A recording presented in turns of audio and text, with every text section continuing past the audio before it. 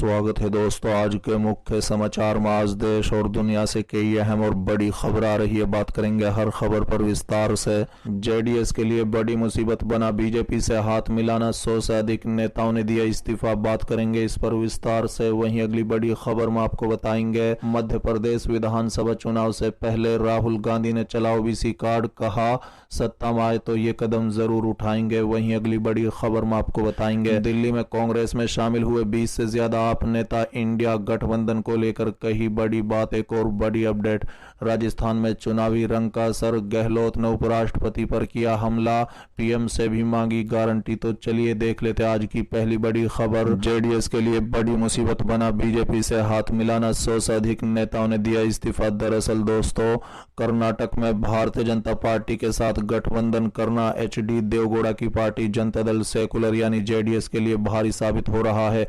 अब तक सैकड़ों नेता और कार्यकर्ता पार्टी से इस्तीफा दे चुके हैं। बता दें कि इनमें से अधिकांश अल्पसंख्यक समुदाय से आते हैं। बुधवार को मैसूर शहर के नरसिम्हाराज विधानसभा क्षेत्र के अब्दुल खादिर सहित 100 से अधिक पदाधिकारियों ने एचडी देवगौड़ा की पार्टी से इस्तीफा दे दिया है। बता दें, जेडीएस के सिंबल पर विधानसभा चुनाव लड़ने वाले खादर ने कहा कि भाजपा और आरएसएस पूरे देश में मुस्लिम समुदाय को निशाना बना रहा है, नफरत की राजनीति कर रहा है, वो मुस्लिम समुदाय को परेशान कर रहे हैं। भाजपा नेता खुले तौर पर कहते हैं कि वो नहीं चाहते कि मुस्लिम उन्हें वोट दें। अब ऐसे में हम सभी इस बात से दुखी है कि जेडीएस कर्नाटक में बीजेपी के साथ गठबंधन में है। मुस्लिम नेताओं ने कहा है कि उनके मन में जेडीएस नेता एचडी कुमारस्वामी और पूर्व प्रधानमंत्री एचडी देवगौड़ा के लिए सम्मान है, लेकिन भाजपा के लिए नहीं।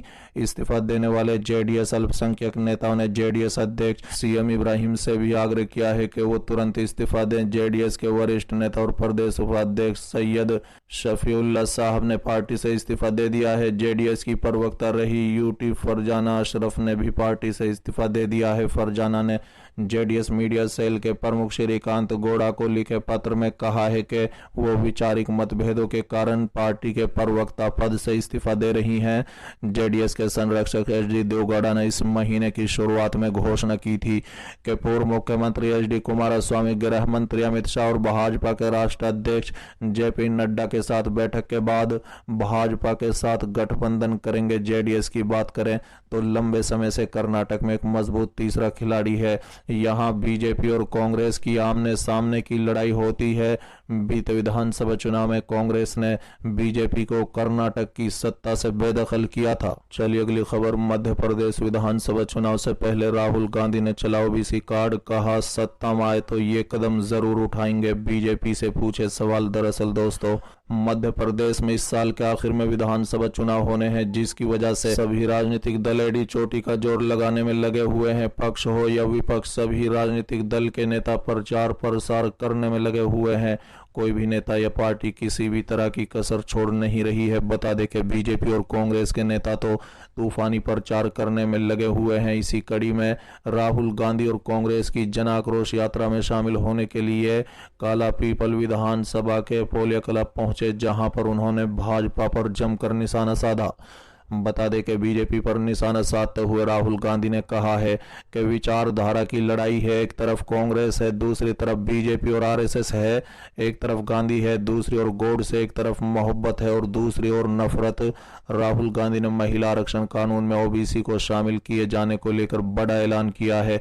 उन्होंने कहा है कि कांग्रेस केंद्र की सत्ता में आई तो सबसे पहले काम जातीय जनगणना कराएंगे। हालांकि ये काम कांग्रेस पहले कर चुकी है। सरकार के पास पूरा आंकड़ा है पर प्रधानमंत्री से साझा नहीं करते। राहुल गांधी ने आगे भी कहा है कि जब मैं सवाल पूछता हूं कि देश में कितने दलित, ओबीसी, आदिवासी, जनरल वर्ग के लोग हैं तो कोई जवाब नहीं मिलता। महिला आरक्षण को 2029 में लागू करने को लेकर भी राहुल गांधी ने केंद्र सरकार को घेरते हुए कहा कि हमने सवाल उठाया कि आप महिला आरक्षण बिल को लेकर आ रहे हैं, पर इससे पहले इन दो लाइनों को इससे हटा दे। आरक्षण लागू करने के लिए एक सर्वे कराने की जरूरत है, पर इसी मन से महिला आरक्षण में 10 साल का वक्त लग जाता है। मैं बीजेपी और पीएम से सवाल पूछता हूं कि महिला आरक्षण में ओबीसी के रिजर्वेशन क्यों नहीं दिया गया। प्रधानमंत्री खुद ओबीसी से आते हैं तो महिला आरक्षण में अपने ओबीसी महिलाओं को आरक्षण क्यों नहीं दिया। चलिए अगली खबर। दिल्ली में कांग्रेस में शामिल हुए 20 से ज्यादा आप नेता इंडिया गठबंधन को लेकर कही बड़ी बात। दरअसल दोस्तों, राष्ट्रीय राजधानी दिल्ली में 20 से अधिक आप नेता और पदाधिकारी शुक्रवार को कांग्रेस में शामिल हो गए। पार्टी पदाधिकारियों ने जानकारी देते हुए बताया कि आने वाले दिनों में और भी लोग कांग्रेस में शामिल होने की उम्मीद है। बता दें कि दिल्ली कांग्रेस ने एक बयान में कहा है कि दिल्ली कांग्रेस के पूर्व सचिव कुलदीप भाटी और योगेंद्र भाटी तथा पूर्व प्रखंड अध्यक्ष महेंद्र कुमार समेत 20 से अधिक लोग आम आदमी पार्टी छोड़कर कांग्रेस में शामिल हो गए। बता दें कि कांग्रेस की दिल्ली इकाई के प्रमुख अरविंद सिंह लवली ने पहले पार्टी छोड़ चुके नेताओं और कार्यकर्ताओं से पार्टी में लौटने का आह्वान किया था। पार्टी में लौटे पदाधिकारियों के बारे में जानकारी देते हुए कांग्रेस के एक वरिष्ठ नेता ने कहा है कि आने वाले दिनों में और अधिक लोगों को पार्टी में शामिल होने की उम्मीद है। जब उनसे ये पूछा गया कि क्या इस कदम से विपक्षी गठबंधन इंडिया के समीकरण पर असर पड़ेगा, वरिष्ठ नेता ने पीटीआई भाषा से कहा है कि कांग्रेस राष्ट्र राजधानी में खुद को मजबूत करने के लिए काम करेगी। उन्होंने कहा है कि गठबंधन पर निर्णय पार्टी आला कमान लेगा और हम इसका पालन करेंगे। कांग्रेस नेता ने कहा है कि एक राजनीतिक दल के रूप में हमें खुद को मजबूत करने और नया रूप देने के लिए कदम उठाने चाहिए और ऐसा हम करने को जारी रखेंगे। वहीं लवली ने आरोप लगाया कि बीजेपी और आम आदमी पार्टी दोनों ने राष्ट्र राजधानी में विकास कार्यों को रोक दिया है। उन्होंने कहा है कि बीजेपी और आप के बीच लड़ाई के कारण कई प्रमुख विकास परियोजनाएं ठंडे बस्ते में डाल दी गई हैं। बीजेपी का एजेंडा समाज में नफरत और दुश्मनी पैदा करना है। लवली ने आरोप लगाया कि दूसरी ओर आप सभी विकास कार्यों को रोकने के लिए भाजपा को दोषी ठहराकर अपनी जिम्मेदारी से भाग रही है। चलिए अगली खबर। राजस्थान में चुनावी रंग का असर, गहलोत ने उपराष्ट्रपति पर किया हमला, पीएम से भी मांगी गारंटी। दरअसल दोस्तों, राजस्थान में जल्द ही विधानसभा चुनाव होने जा रहे हैं।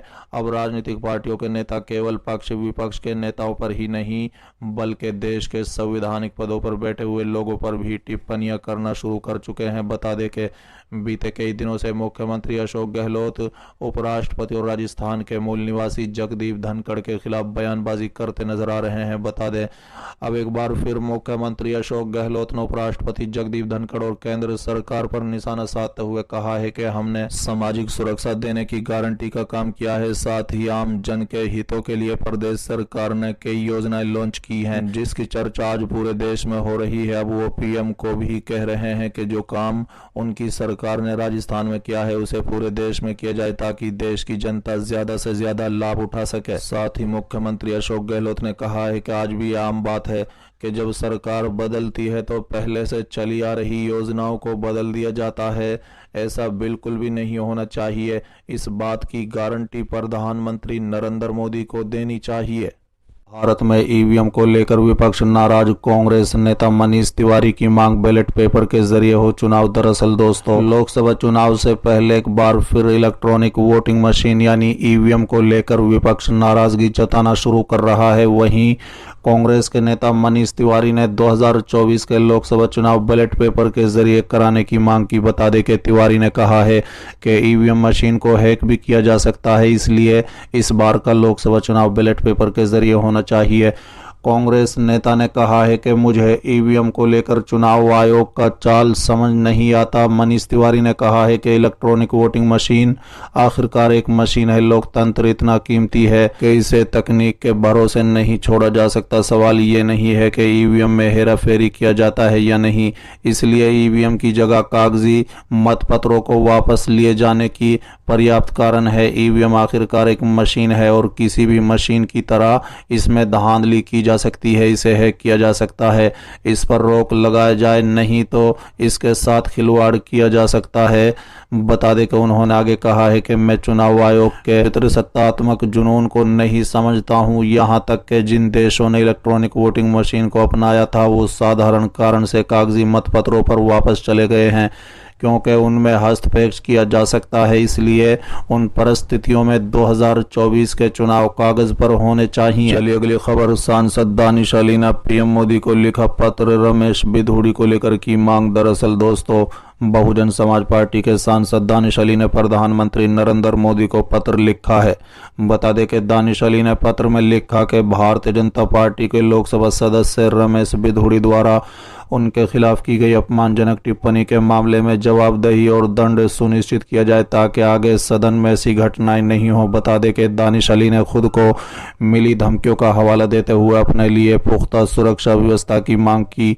उन्होंने प्रधानमंत्री से यह आग्रह भी किया है कि वो सदन के भीतर मर्यादा और आचरण के उच्चतम मानकों को बनाए रखने के महत्व की याद दिलाने से जुड़ी अपील करें। चंद्रयान 3 की सफलता और अंतरिक्ष के क्षेत्र में भारत की उपलब्धियां विषय पर लोकसभा में चर्चा के दौरान गत 21 सितंबर को रमेश बिधूड़ी ने दानिश अली के खिलाफ आपत्तिजनक शब्दों का इस्तेमाल किया था।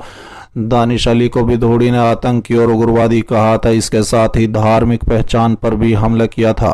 बसपा सांसद ने पत्र में कहा है कि जैसा कि आप जानते होंगे 21 सितंबर 2023 के बाद से स्थिति काफी खराब हो गई है और इसने हमारे सम्मानित सदन की सांसद मर्यादा और लोकतांत्रिक कार्यकाल पर ग्रहण लगा दिया है। आप सदन के नेता और हमारे देश के प्रधानमंत्री हैं। ऐसे में मुझे विश्वास है कि आपको ये बात गहराई से पता चल गई होगी कि सांसद रमेश बिधूड़ी ने असंसदीय और अपमानजनक भाषा का इस्तेमाल किया।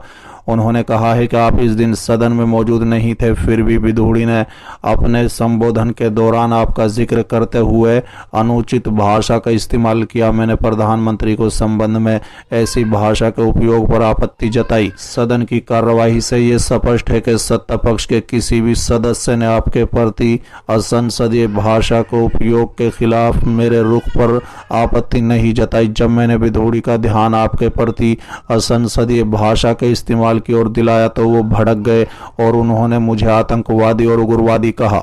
दानिश अली ने लोकसभा अध्यक्ष ओम बिरला के भाजपा सांसदों निशिकांत दुबे और रवि किशन द्वारा लिखे गए पत्रों का हवाला देते हुए दावा किया है कि सत्ता पक्ष के कुछ सदस्यों ने उनके खिलाफ झूठ फैलाया और उन बातों का दावा किया जो उन्होंने किसी भी सत्र में नहीं की। उन्होंने प्रधानमंत्री से आग्रह किया है कि मैं आपसे सभी सांसद सदस्यों के सदन के भीतर मर्यादा और आचरण के उच्चतम मानकों के बनाए रखने के महत्व की याद दिलाने का आग्रह करता हूं, क्योंकि पूरी दुनिया हमें संसदीय लोकतंत्र के प्रदर्शक के रूप में देखती है। ऐसी अशोभनीय घटनाओं का हमारे लोकतंत्र में कोई स्थान नहीं होना चाहिए। उन्होंने प्रधानमंत्री से कहा कि मेरा अनुरोध है कि बिधूड़ी के निंदनीय आचरण पर जल्द से जल्द जवाबदेही तय की जानी चाहिए और उन्हें उचित दंड दिया जाना चाहिए ताकि कोई भी सदन में इस तरह के कृत्य दोबारा न कर सके। अली ने आग्रह किया है कि बिधूड़ी द्वारा सदन में दी गई धमकियों और उसके बाद विभिन्न जगहों से मिल रही धमकियों को देखते हुए मैं आपसे अपनी सुरक्षा व्यवस्था पुख्ता करने का आग्रह करता हूं।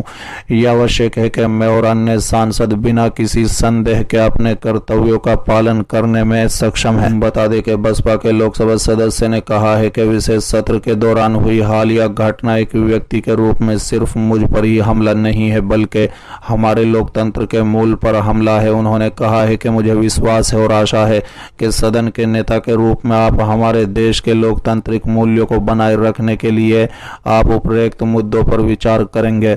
इस मामले में आपकी त्वरित कार्रवाई न केवल विश्वास बहाल करेगी बल्कि हमारी मजबूत संसदीय प्रणाली की अखंडता को भी मजबूत करेगी। अगली खबर, राजस्थान के रण में अब AIMIM की एंट्री, कांग्रेस को उठाना पड़ सकता है नुकसान। दरअसल दोस्तों, राजस्थान में विधानसभा चुनाव एक महीने के अंदर होने और ऐसे में हर राजनीतिक पार्टियां मैदान कूदने का काम कर रही है। भाजपा और कांग्रेस तो पहले से ही मैदान में है, इसके साथ ही आप और बसपा भी यहां उम्मीदवार उतारने की तैयारी में है। बता दें कि इसके अलावा राजस्थान के चुनावी संग्राम में AIMIM भी उतर गई है। पार्टी के चीफ असदुद्दीन ओवैसी ने भी अपनी सियासत को और चमकाने के लिए राजस्थान के रण का सहारा लिया है। राजस्थान में चुनाव लड़ने का आधिकारिक ऐलान भले ही ओवैसी ने हैदराबाद से किया है, लेकिन राजस्थान में उनका भ्रमण महीनों से चल रहा है। जयपुर से लेकर नवलगढ़ और फतेहपुर तक में वो अपनी जनसभाओं में भीड़ इकट्ठा कर ताकत दिखाने की कोशिश कर रहे हैं। ऐसे में अब राजस्थान के चुनाव में ओवैसी की एंट्री के बाद सवाल ये उठ रहे हैं कि सियासी नफा नुकसान किसका होगा, आखिर मुस्लिम वोटर्स किस पर भरोसा दिखाएंगे। बता दें कि राजस्थान में करीब 40 ऐसी सीटें हैं जिन पर मुस्लिम वोटरों का अच्छा खासा असर है। बता दें कि वैसे भी मुस्लिम वोटर कांग्रेस के हैं और ऐसे में अगर अब कोई उनके समाज का नेता की पार्टी मैदान में उतरेगी तो वोट तो कांग्रेस के कटने तय हो गए हैं। फिलहाल खबरों में इतना ही, फिर मिलते हैं अगले वीडियो में।